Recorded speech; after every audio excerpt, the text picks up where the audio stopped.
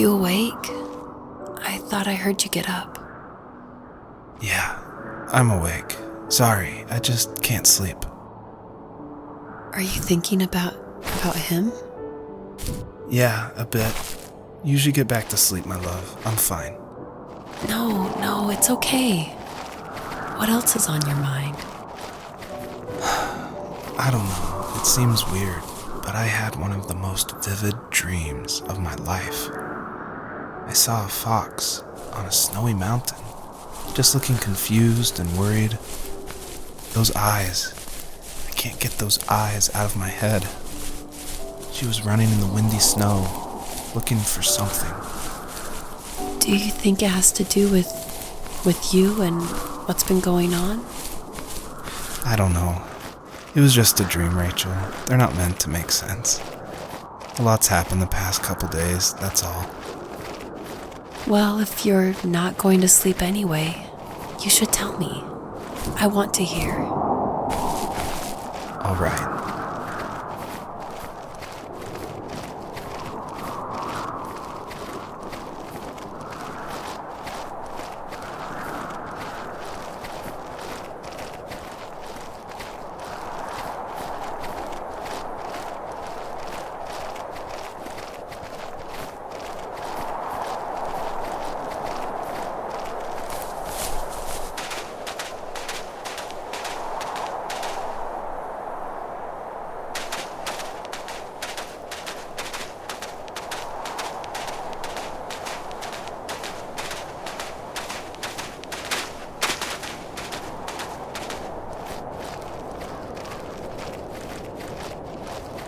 She couldn't stay, though. She had to find her other 2 children. So she took that path. She followed it towards something ancient. Something with answers.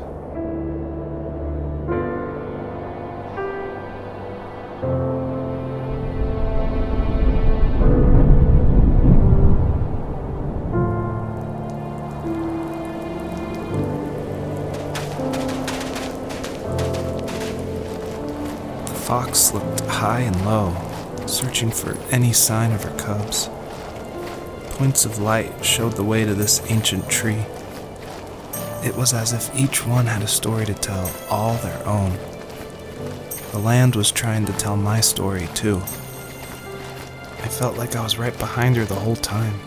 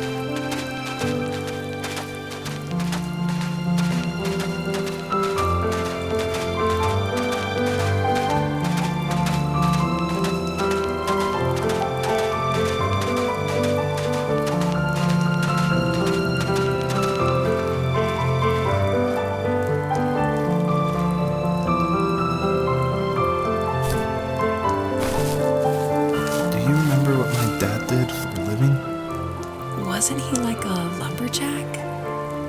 That's one way of putting it. If wood was a canvas, then a carving knife was his paintbrush. Even after working a 50-hour week, even after his hands were more splinters than skin, he would bring home the nicest piece of Alaskan weeping cedar and make me toys.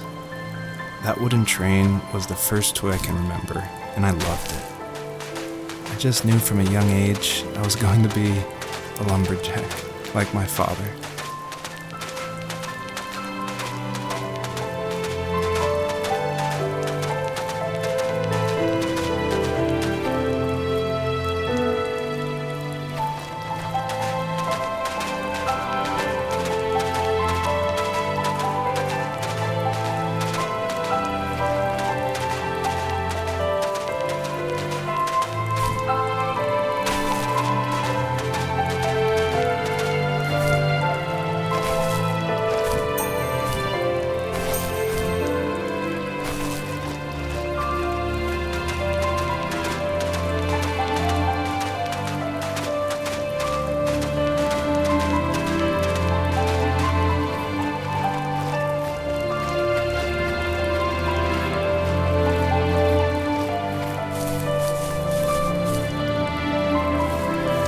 kid, did you ever do show and tell in your class? Yeah, I think I only did it once, when I was in the 4th grade. You know how my life was around then. I wanted to show my class what helped pass the time and distracted me, so I brought a dozen paper cranes I had made. I think I told everyone how badly I wanted to be a bird and fly, embarrassingly enough. Don't be embarrassed, every kid wants to fly. For me, it was another toy from my dad, a wooden boat. I remember guarding it so carefully in my hands as I walked into class. When I sat down, a group of boys immediately made fun of it. They asked which trash can I found it in, or why an ugly log was my favorite toy. When I got up, I didn't even want to tell them my dad had carved it. I said it was a joke gift my friend had given me. Kids can be so cruel. Some of them are. I shouldn't have let them get to me, but it did. It's amazing we bounced back at all.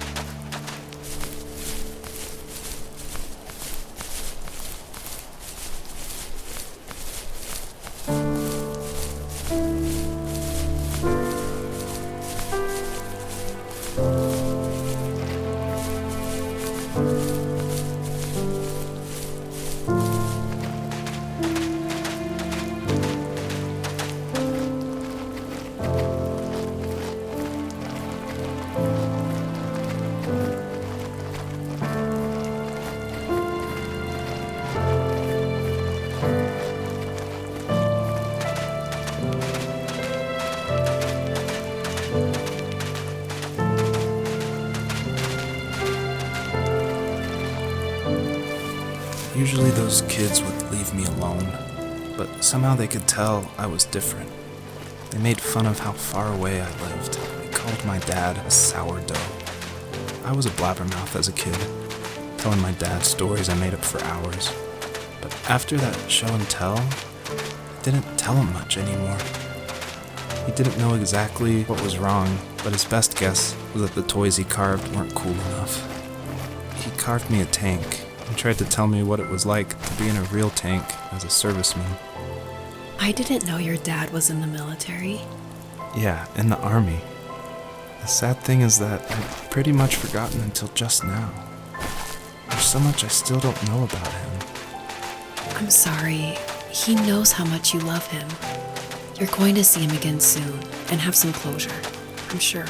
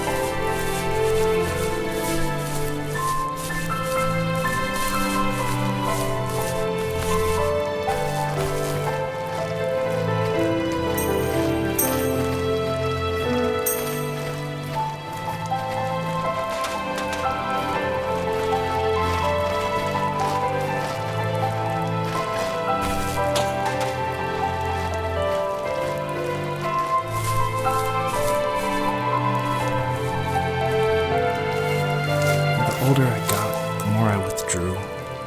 I asked myself, why talk to anybody anyway? Why bother when I'm happy by myself?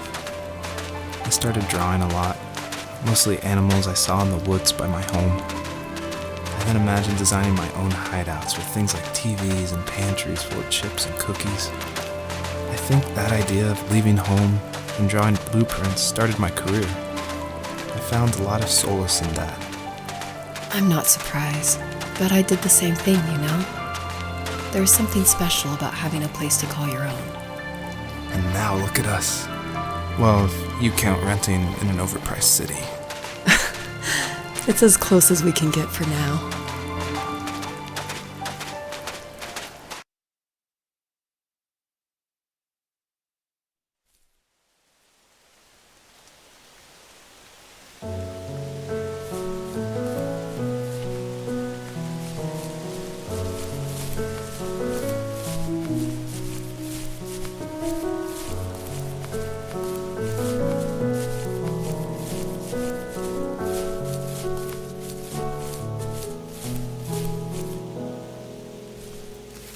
My teenage years were full of sketching, angst, and trouble.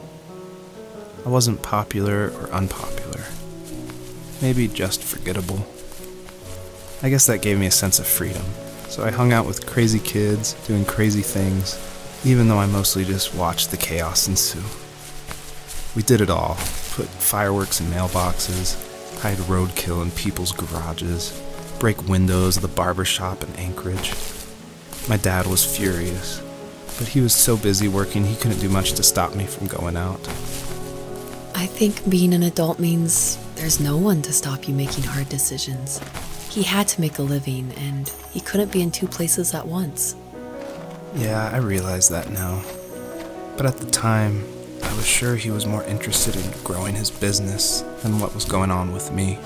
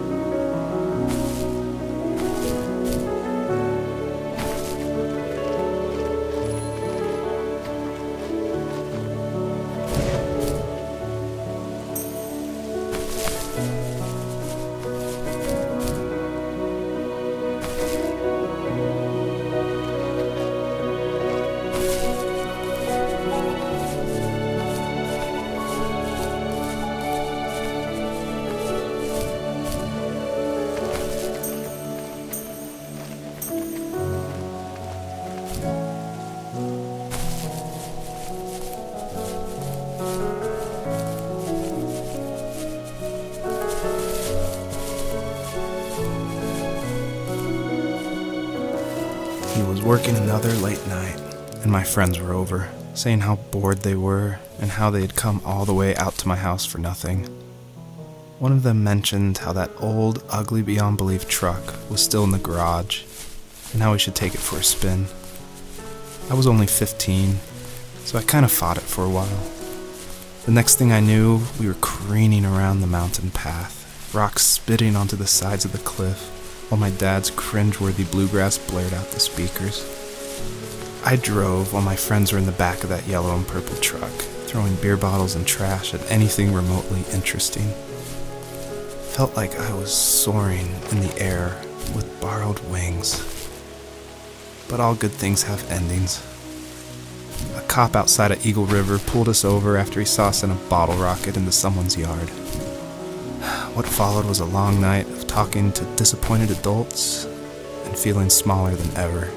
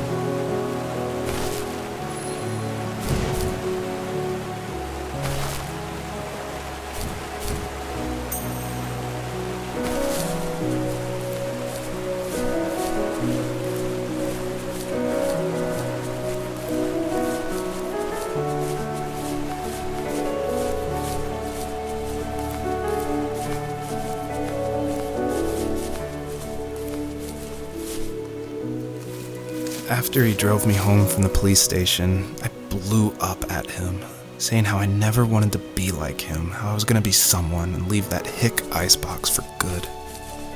He just looked forward at the road with tired eyes. I took out that bluegrass tape from the cassette deck and chucked it out the window. In my sage teenage wisdom, I thought I had proved the ultimate point, but my dad had a different idea. He slammed the brakes, slowly bowed his head while gripping the steering wheel, and finally looked at me. All he said, like it was a polite request, was, "Make this right." I sat there in silence, fuming, but I eventually got out and combed every square inch of the woods, muttering profanity after profanity. I found it 30 minutes later, near a small waterfall off the road. I went back to the truck, put the wet tape back in, and sure enough it worked. We didn't speak another word to each other the rest of the night. Wow, I knew you were a crazy teenager, but... It's hard to believe, isn't it? It surprises me too. It's like I didn't really know who that kid was back then. I bet my dad thought the same thing over and over. It's almost like he was saying, make this right to himself, more than to me.